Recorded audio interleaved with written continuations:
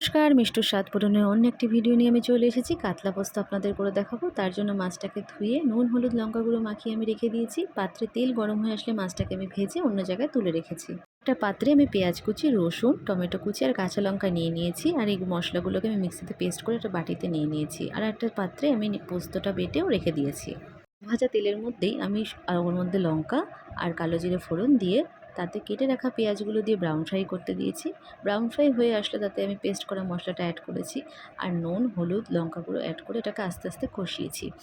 এবার কষানোর জন্য আপনার প্রয়োজন হলে একটু জল এর মধ্যে অ্যাড করবেন। তারপরে বেটে রাখা পোস্তটাও এর মধ্যে আমি অ্যাড করে দিয়েছি। করার পর আপনাকে কন্টিনিউয়াসলি এটা নাড়াতে হবে যাতে তলায় লেগে না যায়। তারপরে এটাকে তেল ছাড়া অবধি আপনাকে আস্তে আস্তে কষাতে হবে। খুব সামান্য একটু চিনি আমি এর মধ্যে অ্যাড করেছি, কারণ আমার মনে হয় পোস্তর সাথে একটু চিনি খুব ভালো যায়। এরপর আমি 1 বাটি জল অ্যাড করে এটাকে ভালোভাবে ফুটতে দিয়েছি ঢাকনা আটকে।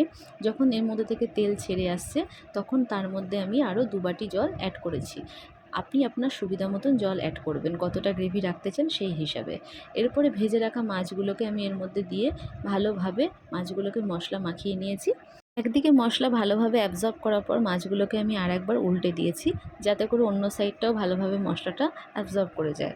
তারপরে আমি লিড আটকে ওটাকেও মিনিট 5 মতন ফুটতে দিয়েছি। ফোটা হয়ে গেলে তা নামানোর আগে আমি এর মধ্যে ধনেপাতা কুচি আর কাঁচা লঙ্কা দিয়ে থেকে সামান্য একটু সর্ষের তেল ছড়িয়ে খানিকক্ষণ 2 মিনিট গ্যাস বন্ধ করে ঢাকা দিয়ে রেখে দিয়েছিলাম। গরম ভাতের সাথে এটা খুবই ভালো লাগে। ভোলা মাছ ছাড়া আপনারা ভোলা মাছ বা ইলিশ মাছ দিয়েও এটা করতে পারেন। জানাবেন কেমন লাগলো। নমস্কার।